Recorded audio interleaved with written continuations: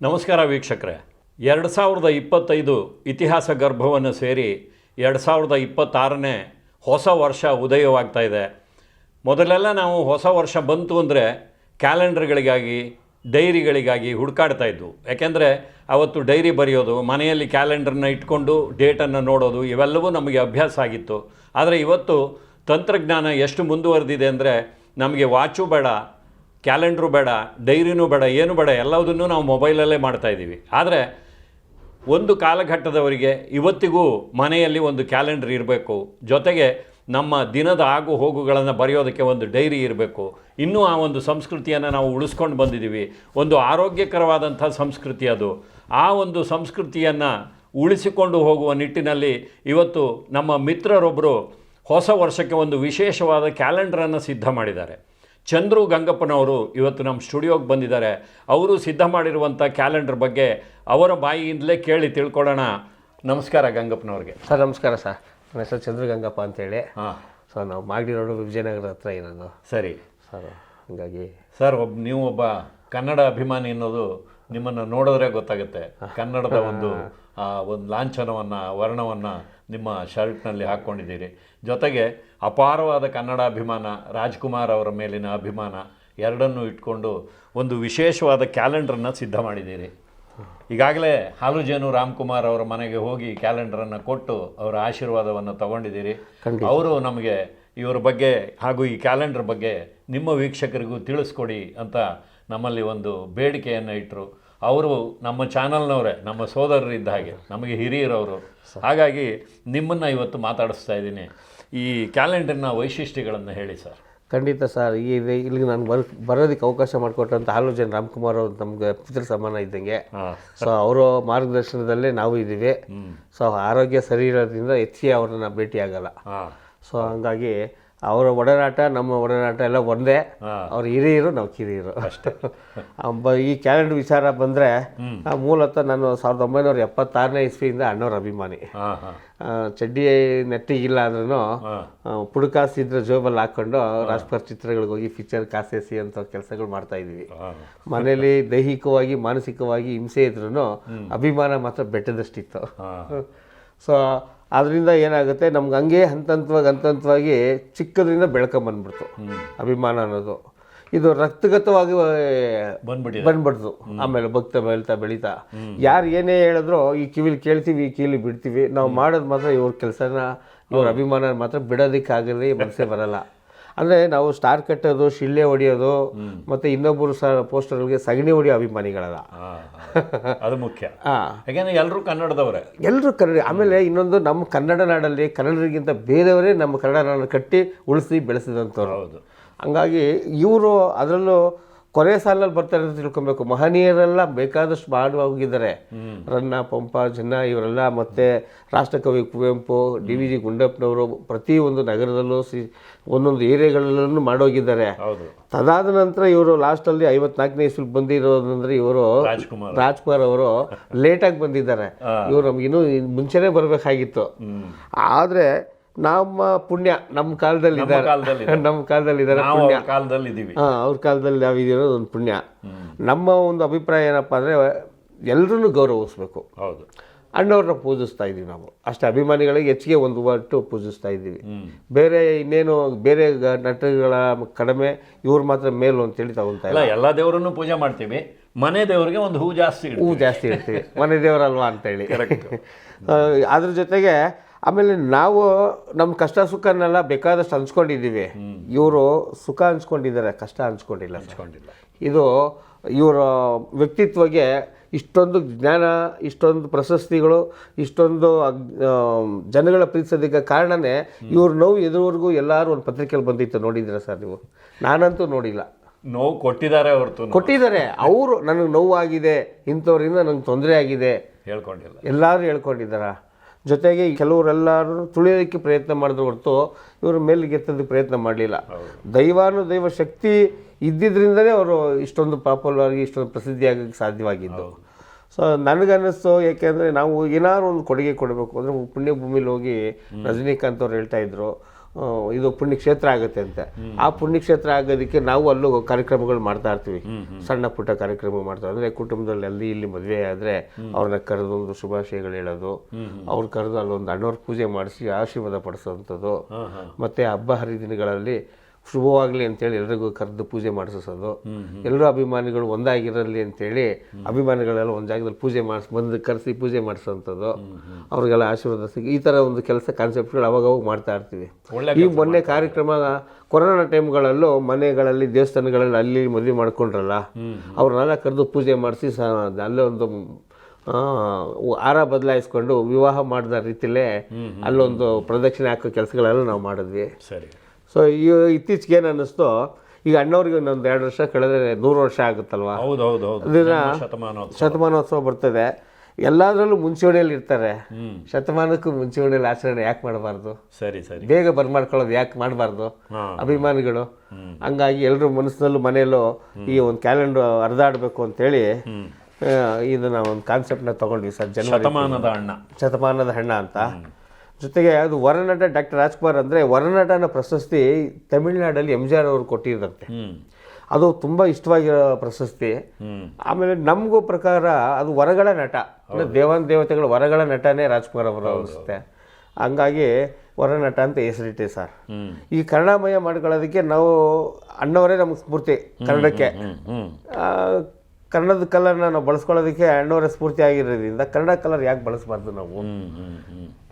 ಕೆಲವ್ರಿಗೆ ಏನಾಗುತ್ತೆ, ಏನೋ ಒಂದು ಜಾತ್ರೆ ಆದಂಗೆ ಆಯಿತು, ಹಬ್ಬ ಆದಂಗೆ ಆಯಿತು, ಯಾಕೆ ಈ ಕಲರ್ ಮಾಡ್ತೀಯ, ಲೈಟ್ ಮಾಡು ಡಾರ್ಕ್ ಮಾಡು ಅಂದರು.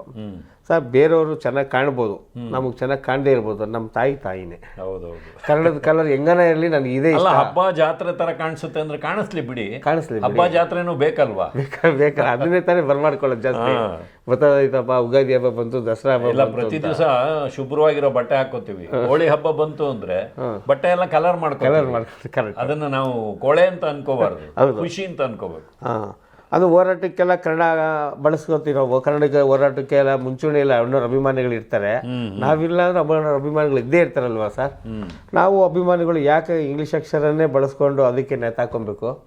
ಕನ್ನಡನ ನಾವು ಸ್ವಲ್ಪ ಕನ್ನಡನೂ ಕೊಟ್ಟಿದ್ದೀವಿ, ಬಳಸ್ಕೊಳ್ಳೋಣ. ಬಳಸದೇ ಇದ್ದವರು ಬಳಸ್ಬೋದು, ಕಲಿಯದೇ ಇದ್ದವರು ಕನ್ನಡಿಗರು ಕಲ್ತ್ಕೊಬೋದು. ಸರಿ, ಆ ಒಂದಿಟ್ಟು ನಿಟ್ಟಿನಲ್ಲಿ ಇದನ್ನ ಕ್ಯಾಲೆಂಡರ್ ತಯಾರು ಮಾಡಿದೆ. 6 ಶೀಟು. ಹೌದು ಸರ್, 6 ಶೀಟು, 12 ಪುಟಗಳು ಬರುತ್ತೆ. ಒಂದು ಇದು ಮೇಲ್ಗಡೆ ವಿಷಯ ಆಯಿತು ಅಂದರೆ ಕೆಳಗಡೆಗೂ ಒಂದು ವಿಷಯತೆ ಕೊಟ್ಟೆ ನಾನು. ಪ್ರತಿಯೊಂದು ಸಾಲಿನಲ್ಲೂ ಕೊಟ್ಟಿದ್ದೇನೆ.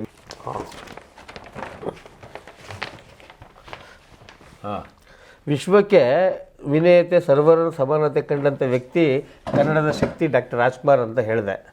ಇದು ಅಕ್ಷರಕ್ಷ ಸತ್ಯ ಅನ್ನಿಸ್ತು.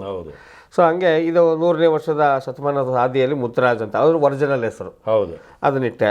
ಎಲ್ಲಾದರೂ ಎಂತಾದರೂ ಇವರು ಕನ್ನಡಕ್ಕೆ ಬಳಸ್ಕೊಳ್ಳೋಂಥ ಕೆಲವು ನಾಮಫಲಕಗಳು.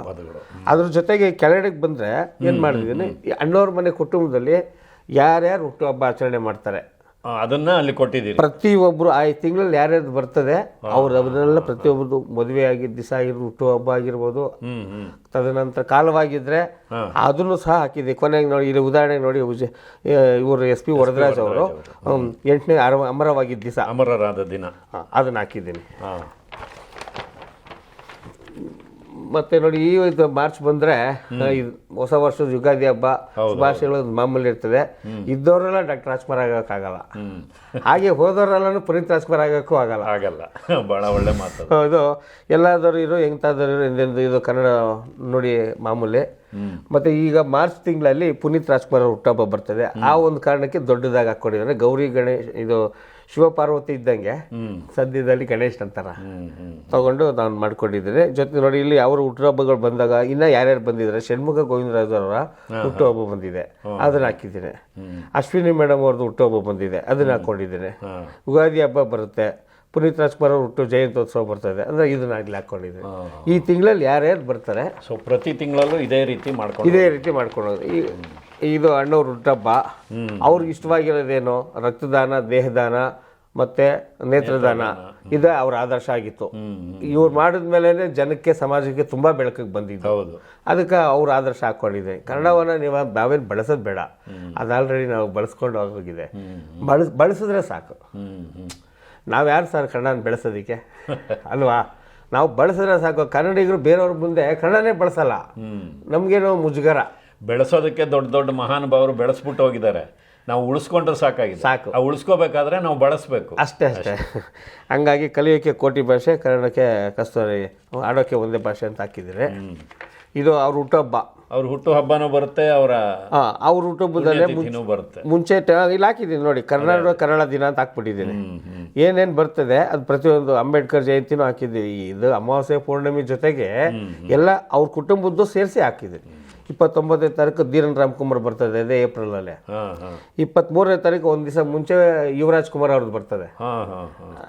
ಇದನ್ನ ಇಡೀ ಕುಟುಂಬದ ಪರಿಚಯ. ಇಡೀ ಕುಟುಂಬದ ಪರಿಚಯ. ಕ್ಯಾಲೆಂಡ್ರು ಇದು ಒಂದೇ ಥರದ ಫೋಟೋಗಳು ಬಳಸ್ಕೊಳ್ಳೋದಕ್ಕೆ ನನಗೊಂದು ಏನಂದರೆ, ಮುಂದಿನ ವರ್ಷ ಬೇರೆ ಏನಾದ್ರು ಕಾನ್ಸೆಪ್ಟ್ ಮಾಡೋಣ. ಇದು ಐತಿಹಾಸಿಕ ಪೌರಾಣಿಕದೇ ಒಂದು ಸಬ್ಜೆಕ್ಟು. ಮುಂದಿನ ದಿನಗಳಲ್ಲಿ ಬೇರೆ ಇದೊಂದು ಕಾನ್ಸೆಪ್ಟ್ ಮಾಡೋಣ, ಬೇರೆ ಥರ ಮಾಡೋಣ, ಅದು ಇದು ಫೋಟೋ ಮಿಕ್ಸ್ ಮಾಡೋದು ಬೇಡ, ಒಂದೇ ರೀತಿ ಇರಲಿ ಅಂತೇಳಿ ಈ ಥರದ್ದು ಹಾಕ್ಕೊಂಡು ನೋಡಿ. ಈ ತಿಂಗಳಲ್ಲಿ ಪಾರ್ವತಮ್ಮ ಅವ್ರದ್ದು ಯಾವುದು ಅಮರವಾಗಿರೋ ದಿವಸ ಬರ್ತದೆ, ಶಿವರಾಜ್ ಕುಮಾರ್ ಅವರ ಮದುವೆ ಆಗಿದ್ದ ದಿವಸ ಬರ್ತದೆ, ವಿನಯ್ ರಾಜ್ಕುಮಾರ್ ಅವರ ಹುಟ್ಟುಹಬ್ಬ ಬರ್ತದೆ, ಪೂರ್ಣಿಮಾ ಅವ್ರದ್ದು ನೋಡಿ ಇಲ್ಲಿ ದೊಡ್ಡದಾಗಿ ಬಂದಿದೆ, ಪೂರ್ಣಿಮಾ ರಾಮ್ಕುಮಾರ್ ಅವರು ವಿವಾಹ ಆಗಿದ್ದ ದಿವಸ, ಇಷ್ಟು ಬರ್ತದೆ. ಇದರ ಜೊತೆಗೆ ಇಲ್ಲೊಂದು ಕೆಲವೊಂದು ಶ್ಲೋಕಗಳು ಹಾಕಿದ್ರು ಒಂದೊಂದು ನೋಡಿ. ದೇವರು ಕಣ್ಣು ಬಿದ್ದರೆ ಆನಂದ, ಮನುಷ್ಯರ ಕಣ್ಣು ಬಿದ್ದರೆ ಗೋವಿಂದ ಅಂತ ಹಾಕಿ. ಸೊ ಇದು ಈ ನೋವು ಅವರು ಅನುಭವಿಸಿದ್ದಾರೆ ಅಣ್ಣವರು, ಹಂಗಾಗಿ ಅದನ್ನ ಹಾಕಿದ್ದೀರ ಹೊರತು ನಾನು ಸ್ವತಃ ನಾನೇನು ಬೇರೆ ಮಾಡಿದ್ದಲ್ಲ. ಇದೆಲ್ಲ ಮನಸ್ಸಿನಲ್ಲಿ ಕೆಲವೊಂದೊಂದು ನೋಡಿ. ಇವರಿಬ್ಬರು ದೇಹ ಮಣ್ಣಿಗಾದರೆ ಜೀವ ಕನ್ನಡಕ್ಕಾಗಿ ಮೀಸಲಾಗಿ ಇಟ್ಟಂತ ರಾಮ ಲಕ್ಷ್ಮಣರು. ಅವ್ರಿಗೆ ಸೂಕ್ತವಾಗಿದೆ ಅಂತೇಳಿನೇ ಈ ಜಾಗಕ್ಕೆ ಅಳವಡಿಸ್ಕೊಂಡಿದ್ದೀನಿ. ಇದು ಜುಲೈಯಲ್ಲಿ ಶಿವಣ್ಣವ್ರದ್ದು ಹುಟ್ಟುಹಬ್ಬ ಬರ್ತದೆ. ಶತಮಾನ ಸಾದಿಯಲ್ಲಿ ರಾಜ್ಕುಮಾರ್ ಅಂದರೆ ನೋಡಿ, ಜಾತಕದಲ್ಲಿ ಶನಿ ಇದ್ದರೂ ಪರವಾಗಿಲ್ಲ, ಪಕ್ಕದಲ್ಲಿ ಶಕುನಿಗಳು ಇರಬಾರ್ದು. ಯಾಕೆಂದ್ರೆ ನಮ್ಮವರೇ ಒಳಗಡೆ ಇರ್ತೀವಿ ಅಂತ ತಿಳ್ಕೊಂಡಿರ್ತೀವಿ, ಅವರೇ ಕಾಲೆಳೆಯೋದು ಜಾಸ್ತಿ ಬಂದ್ಬಿಡ್ತಾನಲ್ಲ ಅಂತ. ಬಹಳ ಒಳ್ಳೊಳ್ಳೆ ವಾಕ್ಯಗಳನ್ನು ಹಾಕಿದ್ದೀರ. ಇದು ರಾಘಣ್ಣವ್ರದ್ದು ಬರ್ತಡೇ ಬರ್ತದೆ. ರಾಘಣ್ಣವ್ರ ಬರ್ತಡೇ ಅದಕ್ಕೆ ಶಿವಣ್ಣವ್ರದ್ದು ಪುನೀತ್ ಅವ್ರದ್ದು ಹಾಕಿದ್ಮೇಲೆ ರಾಘಣ್ಣವ್ರದ್ದು ಹಾಕ್ಲಿಲ್ಲ ಅಂದರೆ ಚೆನ್ನಾಗಿರಲ್ಲ. ಆಗಸ್ಟು, ಹಂಗಾಗಿ ವರಮಹಾಲಕ್ಷ್ಮಿ ಹಬ್ಬ ಬರುತ್ತೆ. 5 ತಿಂಗಳಲ್ಲಿ ಸ್ವತಂತ್ರ ದಿನಾಚರಣೆ ಇದೆ. ಇಲ್ಲಿ ಪ್ರೀತಿಯಿಂದ ಮಾತನಾಡಿಸಿದ್ರೆ ಶ್ರೀಮಂತ, ದ್ವೇಷದಿಂದ ಮಾತನಾಡಿಸಿದ್ರೆ ಬಡವ ಅಂತ ನಾವು ಬಡವರು ತಿಳ್ಕೊಂಡಿದ್ವಿ ಸರ್.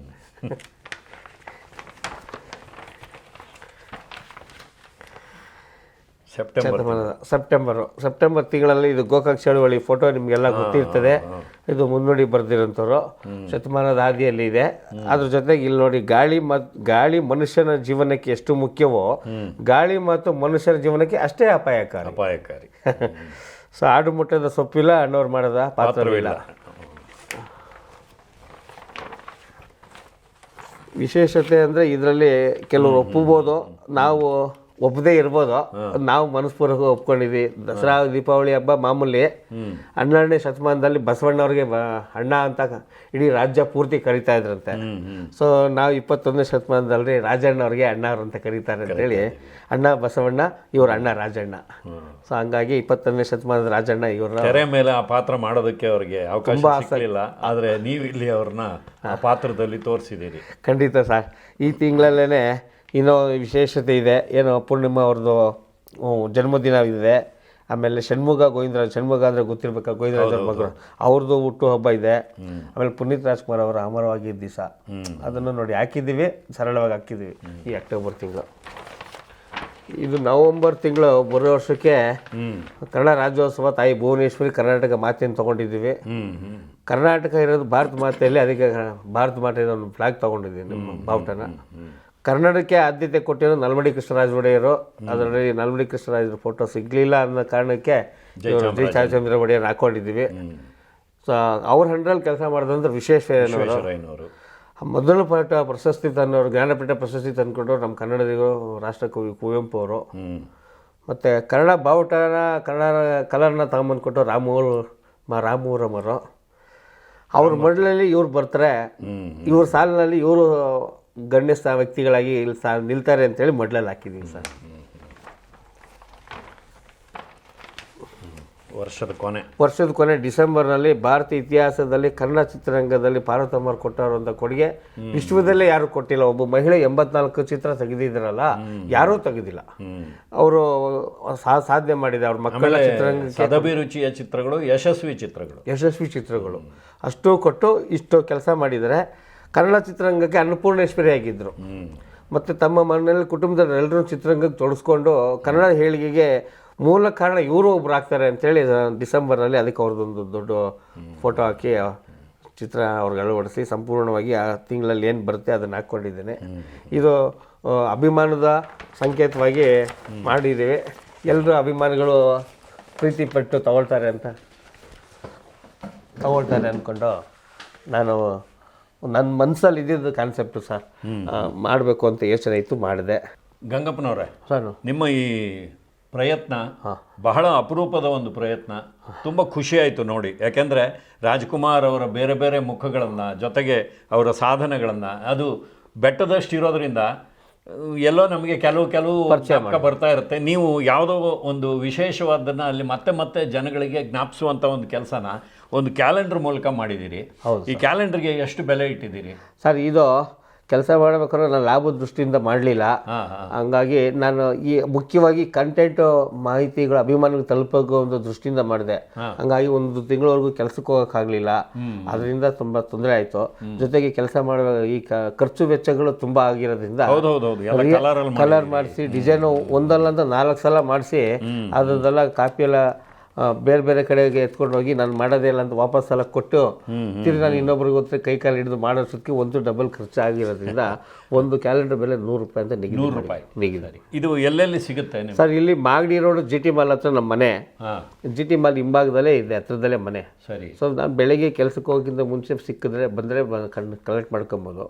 ಹಂಗೂ ಇಲ್ಲ ಅಂದರೆ ಅವ್ರ ಅಡ್ರೆಸ್ ನನ್ನ ವಾಟ್ಸಪ್ ನಂಬರ್ ಕಳಿಸಿದ್ರೆ ಅವ್ರಿಗೆ ಕೊರಿಯರ್ ಮುಖಾಂತರ ಪ್ರೊಫೆಷನಲ್ ಕೊರಿಯರ್ ಪೋಸ್ಟ್ ಮುಖಾಂತರ ಕಳಿಸ್ಕೊಡ್ಬೋದು. ಅವರು ಅಡ್ರೆಸ್ ಕರೆಕ್ಟಾಗಿ ಕಳಿಸಿದ್ರೆ ಸರಿ. ನಿಮ್ಮ ನಂಬರ್ನ ನಾವೀಗ ಇಲ್ಲಿ ಡಿಸ್ಪ್ಲೇ ಮಾಡ್ತೀವಿ. ಸೊ ನಿಮ್ಮ ನಂಬರ್ಗೆ ಬೇಕಾದವರು ವೀಕ್ಷಕರು ಕಾಲ್ ಮಾಡಿ ಈ ಒಂದು ಕ್ಯಾಲೆಂಡರ್ನ ತರಿಸ್ಕೋಬಹುದು. ಅಥವಾ ತರಿಸ್ಕೋಬಹುದು. ಎಲ್ಲ ಅಭಿಮಾನಿಗಳೆಲ್ಲ ನೇರವಾಗಿ ನಿಮ್ಮನ್ನು ಭೇಟಿ ಮಾಡಿ ಪಡ್ಕೋಬಹುದು. ಅಭಿಮಾನಿಗಳೆಲ್ಲ ಒಂದಾಗಿ ಶತಮಾನೋತ್ಸವಕ್ಕೆ ಏನಾದ್ರು ಮಾತಾಡೋದಕ್ಕೆ ಯೋಚನೆಯನ್ನು ಮಾಡಬಹುದು. ಖಂಡಿತ. ಅದ್ರ ಜೊತೆಗೆ ನಾವು ಅಭಿಮಾನಿಗಳನ್ನು ಒಬ್ರಿಗೊಬ್ರು ನೋಡ್ದಂಗೆ ಆಗುತ್ತೆ ಈ ಮಾಧ್ಯಮದ ಮುಖಾಂತರ. ಭಾಳ ಖುಷಿಯಾಯಿತು ಗಂಗಪ್ಪನವರೇ, ನೀವು ಬಂದು ಈ ಒಂದು ಕ್ಯಾಲೆಂಡರ್ನ ಪರಿಚಯ ಮಾಡಿಕೊಟ್ಟಿದ್ದು. ವೀಕ್ಷಕರಿಗೆ ನಾವು ಈಗಾಗಲೇ ಈ ಕ್ಯಾಲೆಂಡರ್ನ ವೈಶಿಷ್ಟ್ಯವನ್ನು ನಾನು ಹೇಳಿದ್ದೀನಿ, ನೀವು ಹೇಳಿದ್ದೀರಿ, ಇದರ ಬೆಲೆನೂ ಹೇಳಿದ್ದೀವಿ. ಇದನ್ನು ಪಡ್ಕೋಬೇಕು, ನಮ್ಮ ಮನೇಲಿ ಇಟ್ಕೋಬೇಕು ಅಂತ ಆಸೆ ಪಡುವಂಥ ಅಭಿಮಾನಿಗಳು ಕೋಟ್ಯಾಂತರ ಜನ ಇದ್ದಾರೆ ಕರ್ನಾಟಕದಲ್ಲಿ.